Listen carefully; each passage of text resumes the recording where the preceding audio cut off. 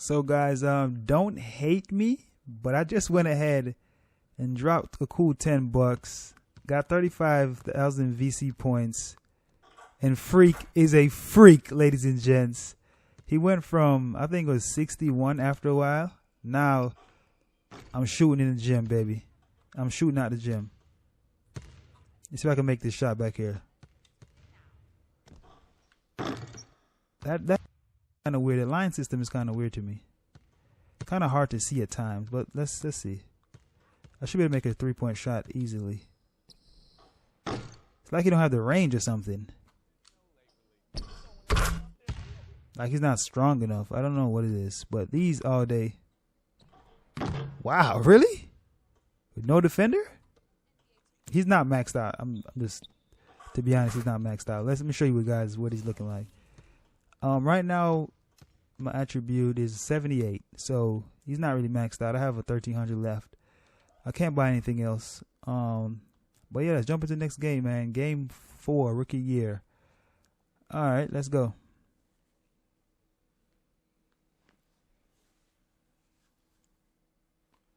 I'm coming home. New York City, baby. I'll be honest. I'm pretty excited. Mama, Pops, and Cece, yeah, they're going to be there. Playing in front of them in the NBA uniform for the first time is going to be a special moment for me. Now, I know all of Harlem's going to be watching. No pressure, right? It's all good, though. I've been waiting for this my entire life. And now be ready. Why is it pause? 2K Sports brings you the NBA. Joined in the booth with Clark Kellogg and Greg Anthony, this is Kevin Harlan. The Nets will look to their home court advantage, just one game here in Brooklyn. And this is the first season matchup for them against this Milwaukee team. They could only manage a single win in 4 tries against these guys last year. And they lost the season series against this squad last year, so trying to bounce back here tonight. Yeah, and 2 mid-tier teams trying to get a leg up in the conference, guys. We'll see what happens. So I know I'm not starting yet. I don't want to kind of rush it. Get a nice clean game, huh? I know once I start starting 5, And so off the games are definitely going to be longer. I'm going to play entire 06 minutes, and it's going to drag these videos out. He's 73. I'm 71, I believe. He has 1 badge. I think it's a good idea to actually read those things, guys. Point guard. Looking at the last game for the Brooklyn Nets, it was a loss to the Grizzlies. And you don't have to go too deep into the box. I'm a lot faster now. Okay. They lost that when they just had wow. inability on that day to make shots. You know, sometimes we talk about a defense getting into the heads of the opposing players, Greg, but that good transition on defense. in their own heads. Just got They're losing right now. and couldn't get out of it. Bucks trail by 5. Well, Clark, the Bucks were much improved on the road last season, going 18-23. Yeah, they were very competitive. This young team fought hard and rarely found themselves out of games on the road, which is a good sign for the future. Now here's Freak. Shot clock at 5. Wide open look. Woo, broke his ankles. Broke his ankles. Mom, I know you like that shot. Pops, you see me? I'm out here. Pass to Hollis Jefferson. And Young kicks to Bogdan. Get out the way, bro. Back to Young. Here's Sloan. Oh, wow, that bounce. Sloan's got himself going. He got the bounce. I like his uniform. He might not have the long range ability of some other guys, but he will knock down open ones like that. No way. Bro, get that. If you can't foul him, if you know for a fact he's going to make that. Wow, and that sort of showmanship is just deflating right now. OJ, chill, bro. Trying Clark to get back into this game like this. Yeah, definitely a jam with emphasis. A big apostrophe or exclamation point. How about maybe even a question mark, partner? Yeah, I would have to say there are a lot of questions right now from a defensive standpoint. There we go. That's for sure. And it's Plumlee. by Plumlee. Boy, oh boy. Back-to-back dunks. My, oh my. You got me thinking back to my days. Oh, yeah, right. It does make you nostalgic, doesn't it? Well, speak for yourself, because I could never throw it down like that, but I will say it sure looks fun, doesn't it? Bogdanovich dishes to Young. Terrific assist, a nice finish. Solid play all around. I got a turnover? That's a lot of good passing out there. They've really got that ball hopping around. Yeah, the ball moves a lot faster than any player could ever hope. Good bounce. Where the bounce at? Also creates a lot of good scoring chances when your passing is this crisp. And Brooklyn has possession. Following the miss by Freak. Pass to Hollis Jefferson. Frequency vibration. That got me tripping. Dishes it to Young. And he can extend the lead to double digits. That is some tough defense there against one of the better finishers. Wow, come on, yo. Just not well protected, but still he doesn't convert too often. That's been the story with him. It's taken them no time to build this lead up. Great first quarter offensively. But no time to relax here. They've got to keep the pressure on with the defense, and I think they've got to try. There you go. BB. No shortage of scoring here at the end of the first quarter. It's the Nets leading by 9. And back with the start of the second quarter in just a moment.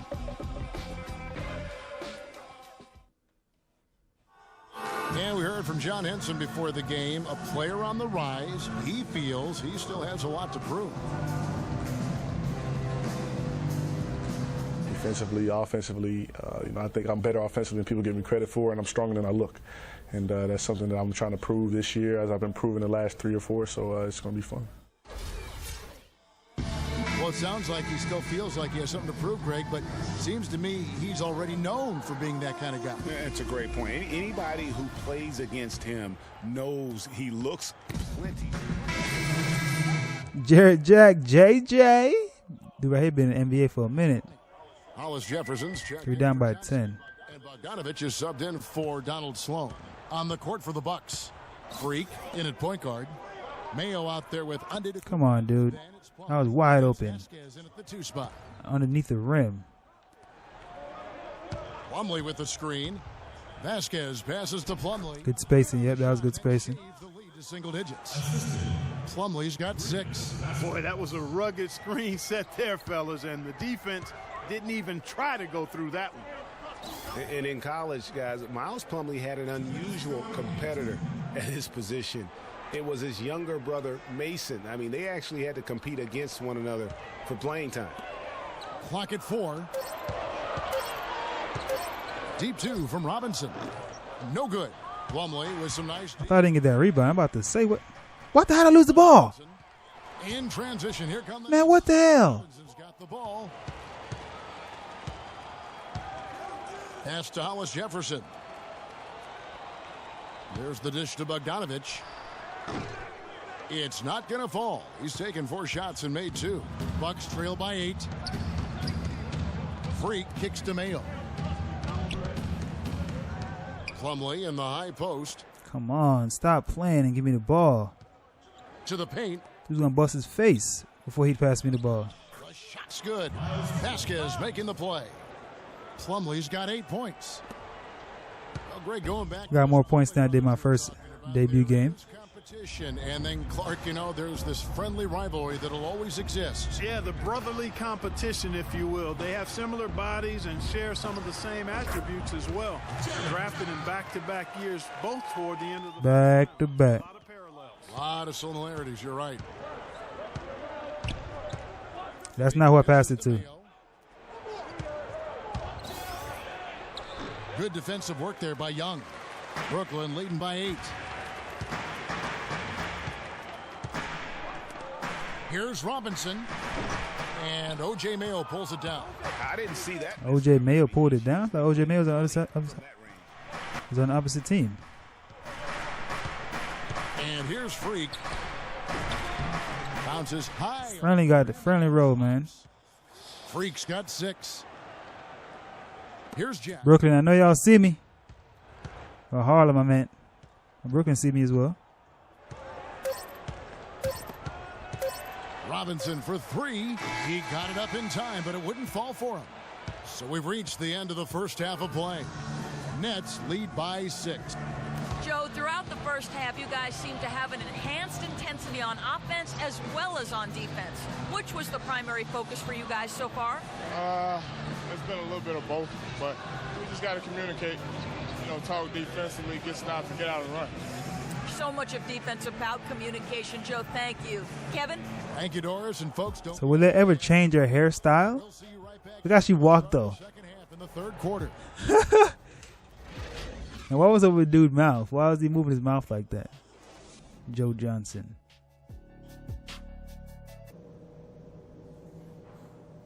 He came back, though. We're down by 6 now, so it's not bad. Still got 2 quarters to go.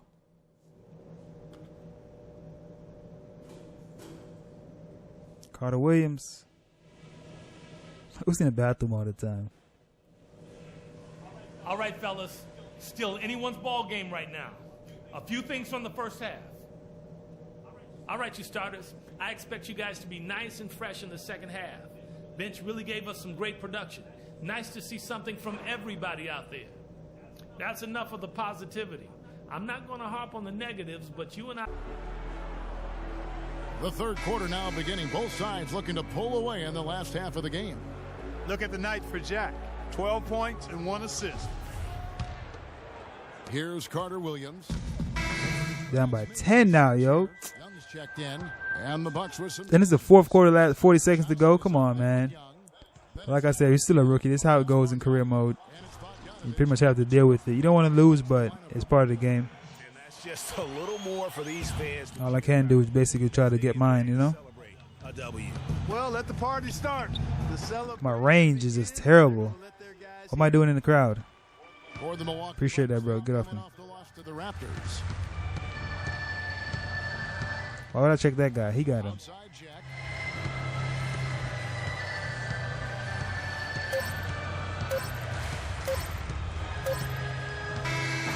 And so it's I thought my shoes are lit up. a confident win and one where they clearly. And those are my shoes. What the hell are those? What are those? What are those? That extra little bit of confidence. And now let's catch up with Doris Burke, who's standing by on the sideline. Doris? Boy, I got a C. I had a B last time, did I not? Kevin, we have Brooke Lopez with us. Tell us about the energy out there tonight. It seemed like there was a ton of intensity on the floor. The crowd brought so much energy, it's Brooklyn energy. The noise in the building was fantastic, and we just need more of that in the season. Brooke, thank you very much. Kevin, over to you. All right. What does intensity have to do with the crowd noise, bro?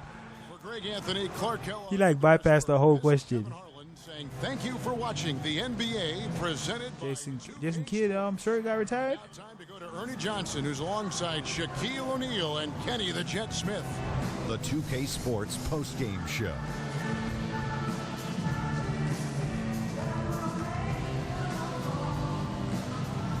Thanks, Kevin, and let's take a look now as we give the nod to our Jordan Player of the Game.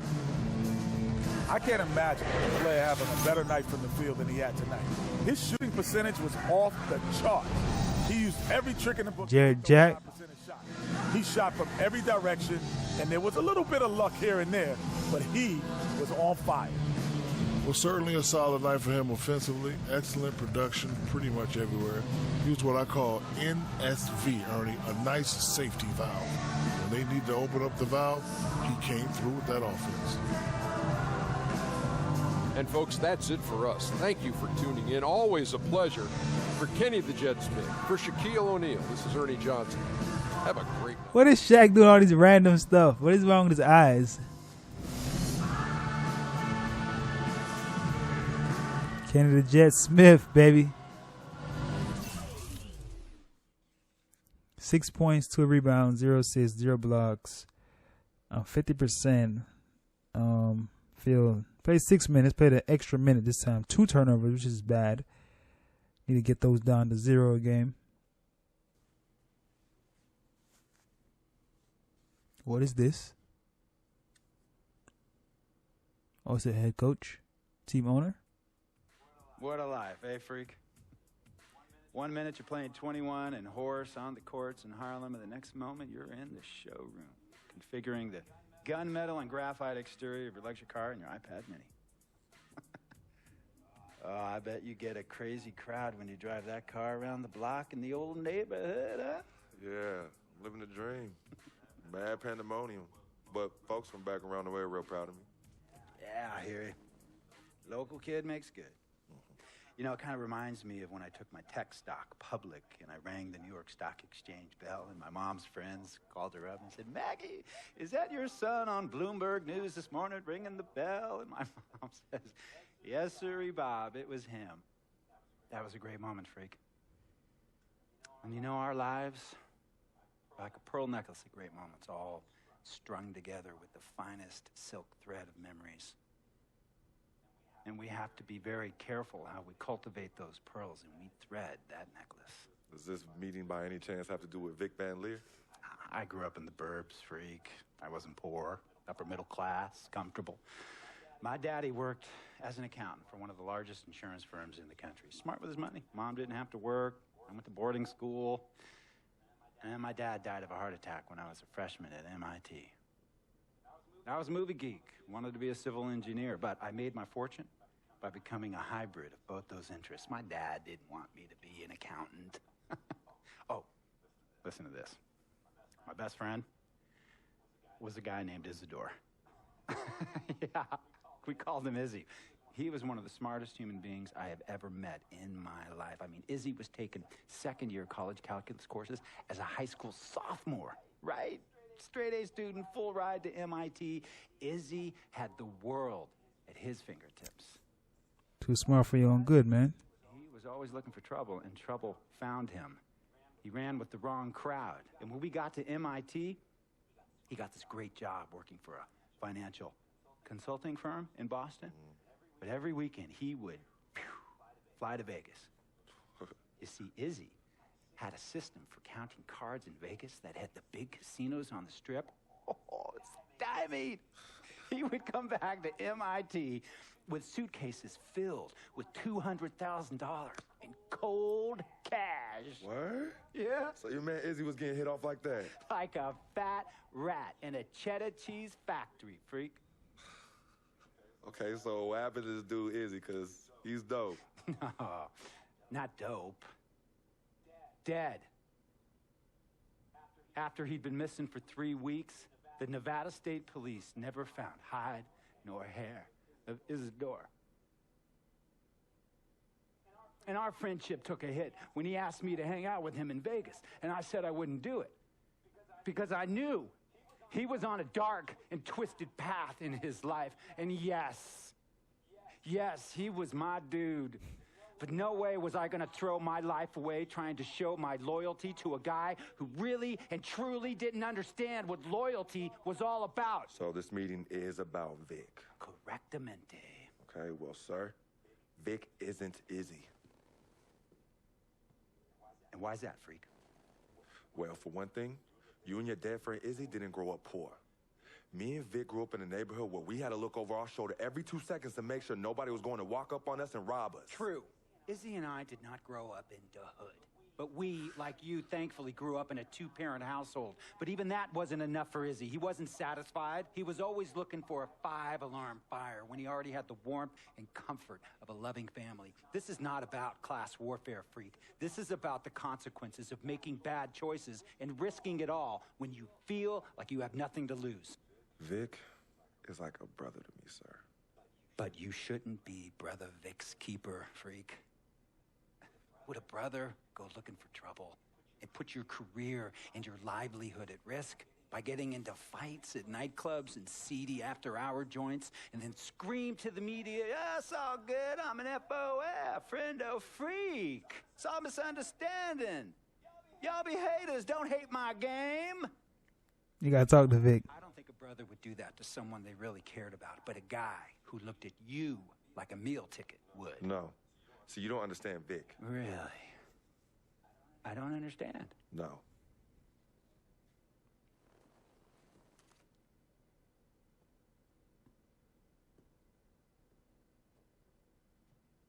Look, man, it was a misunderstanding with the guy in the next VIP booth. His honey started flirting with me. So naturally, I started flirting back. Next thing I know, Captain Cornball's off my grill piece beefing. Next thing he know, he got a 2-piece. Biscuit. That's what I talk right there.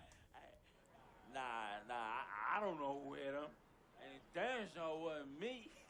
Hey, Captain Cornball's mad because I'm an FOF, friend of freak. Hey, but check this out, though. He needs to train that hottie before he leave the house, though. Yo, he's hot as ain't loyal, man. Yo, it's crazy. What's there to understand? Are you freaking blind? You know, I just want to know, how much did you pay your lawyers to make all this go away? Almost $100,000. Excuse me, son, I'm sorry, I couldn't hear you. I said I paid almost $100,000. Exactly. And if you keep riding shotgun with Vic, you're going to go broke. Quick, fast, and in a hurry. But Vic is my friend, and I grew up with him. How many times I got to tell you, sir? Freak, this is not a request.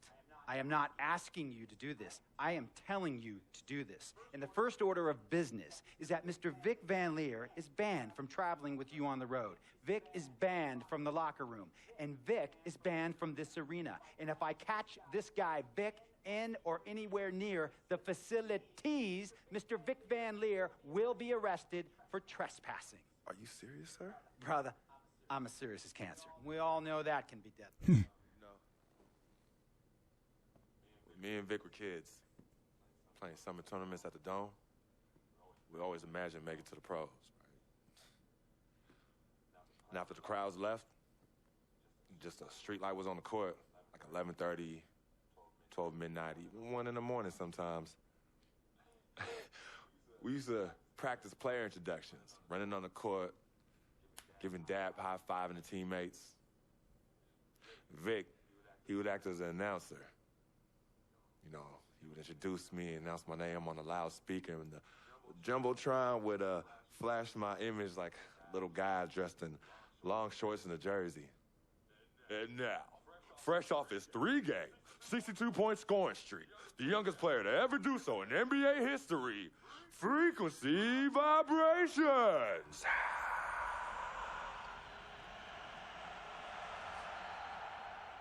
So me and Vic would sit in those empty bleachers at the Dome and dream like nobody's business.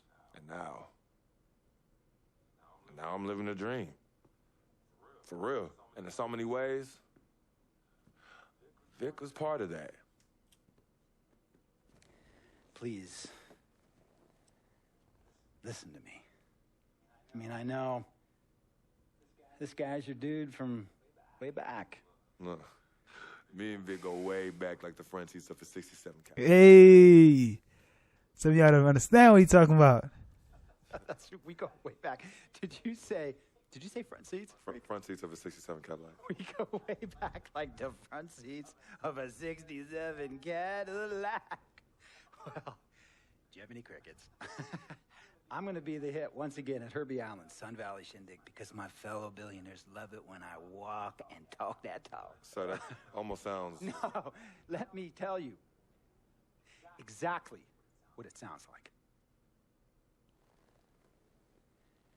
I respect, admire, and most importantly, love you as a human being and a role model.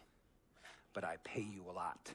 And I mean, I pay you a lot of money to play for my team. And I am in this game to win it. And you can't win it with an albatross around your neck like Vic. So Vic is done. History. And here's some more lingo that I picked up from a former megastar who used to play for me several seasons ago. Thought I would never release him until I did. And now he's the sixth man on a struggling team in Venice. And yeah, I'm talking Venice with the canals and the gondolas and Harry's Bar, not the street ballers next to the fortune tellers on the beach in Cali. This guy used to tell me when he thought there was a player destroying our team, don't be a hero, cut that zero. And that is what I am telling you about Vic, freak. Don't be a hero, cut that zero. The only thing Vic brings into your life is headache and unwanted and unnecessary negative attention. And it will begin to affect your mindset. And when it affects your mindset, it's going to affect your play. And when it affects your play, it's going to affect my team. And when it affects my team, it's going to affect my money. And if it affects my money, Google Translate will become your new freaking friend. I want a championship ring, freak, and I want you to help me get that ring. And banners after banners hanging from the rafters in this arena. So, freak, hear me clearly and hear me good. V, G, Vic, gotta go. Yeah, I quit this team, bro.